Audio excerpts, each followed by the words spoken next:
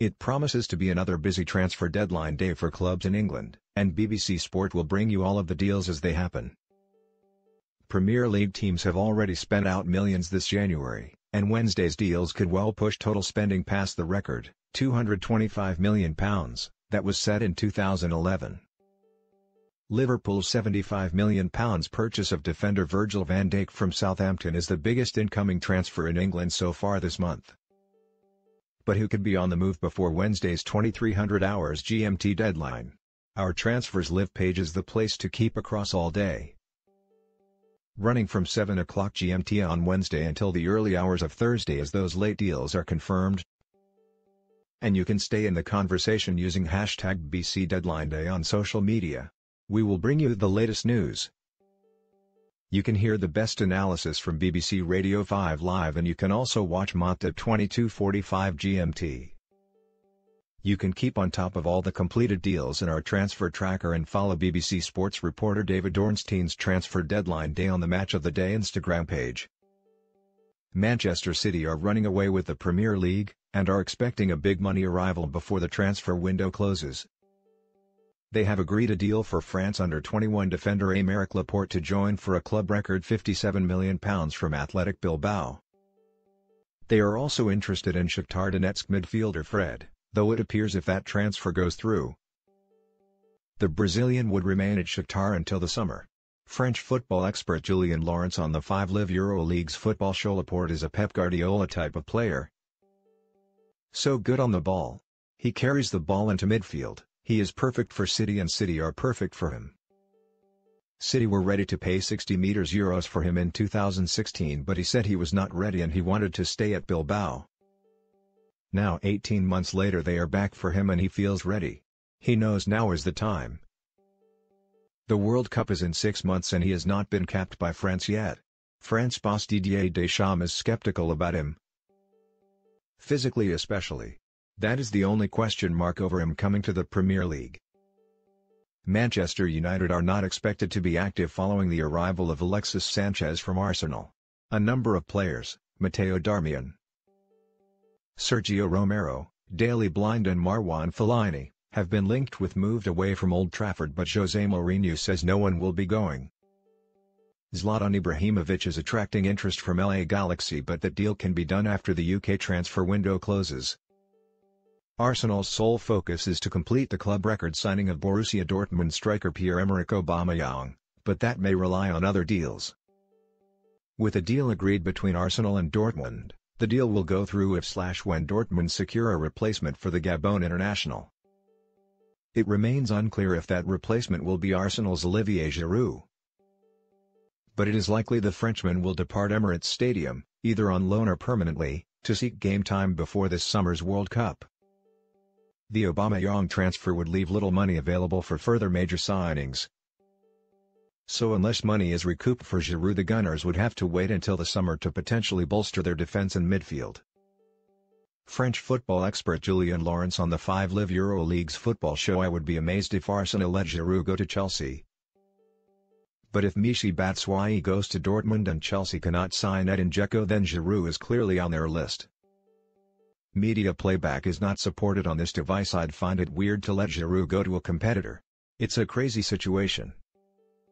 Arsenal could have signed Aubameyang in the summer and have Giroud as their plan B option, but instead they hesitated for a long time between Aubameyang and Alexander Lacazette and chose Lacazette for £53 million.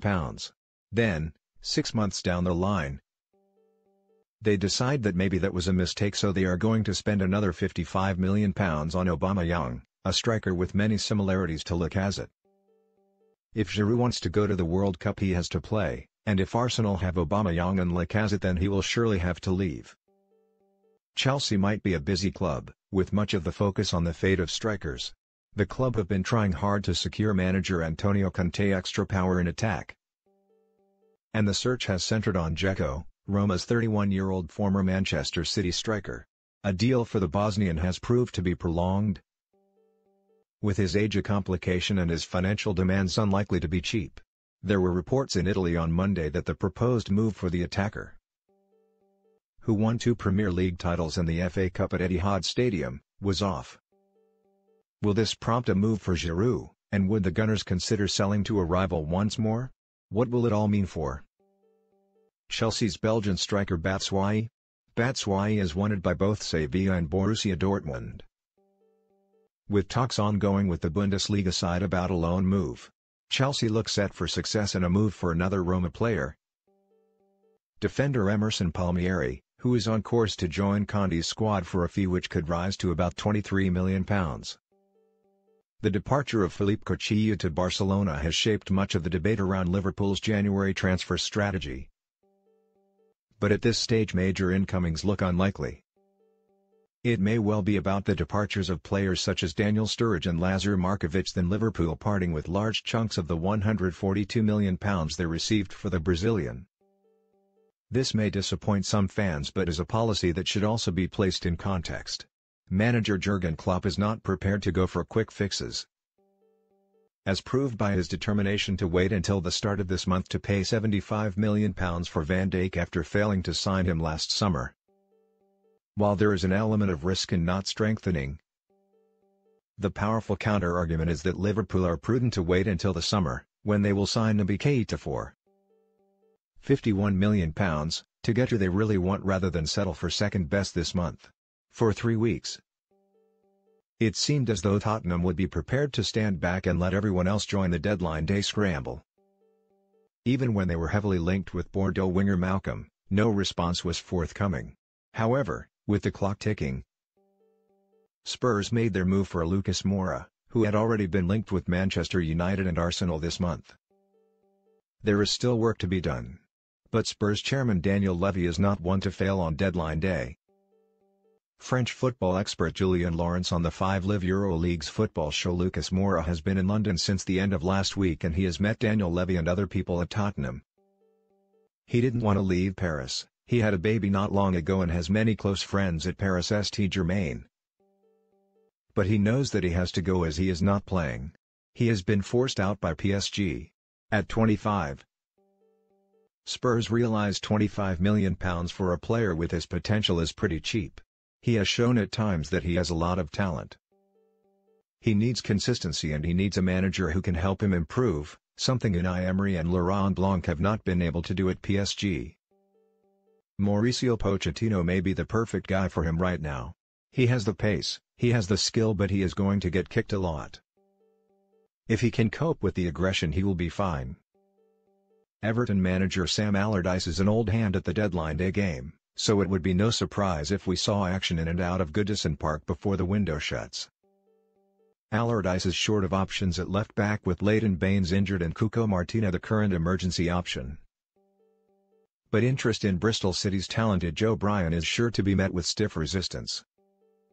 Everton's potential business will also rely on departures and loan offers for summer buys Davy Klaassen and Sandro Ramirez. If Everton can offload Klaassen, on high wages following his £25 million move from Ajax, or Morgan Schneiderlin, then that might free up room for Sevilla's Steven Zonzi, who was signed by Allardyce when he was Blackburn manager. Sandro would also welcome a loan move and that may yet materialise. Everton's lack of goal-scoring threat may mean striker Oumar Niasse survives for now. Despite interest from Crystal Palace, West Brom and Brighton in this window, with the 11 teams from Watford down to Swansea covered by just 6 points, competition for strikers is likely to be at fever pitch. West Brom manager Alan Pardew may well have pulled off the deal of the window down at the bottom by signing Daniel Sturridge on loan from Liverpool. Sturridge was wanted by Newcastle and Inter Milan, but it was West Brom who won the race. Watford's Troy Deeney is also on Pardew's wanted list. But for that to happen, West Brom need to sell £20m rated defender Johnny Evans. And that might not be so easy after Evans injured a hamstring in the FA Cup 4th round win at Liverpool on Saturday. There have been no bids, and the Baggies are increasingly confident the Northern Irishman will remain at the Hawthorns. After missing out on Sturridge, Newcastle may be back in the market for a striker and have been linked with Nikolai Jorgensen from Feyenoord. West Ham, meanwhile, had been linked with Schneiderlin, but are only willing to take the France international midfielder on loan. Hammers boss David Moyes could also be tempted into the market because of injuries and suspensions. with left-back Arthur Masuaku's 6-match ban for spitting about to start.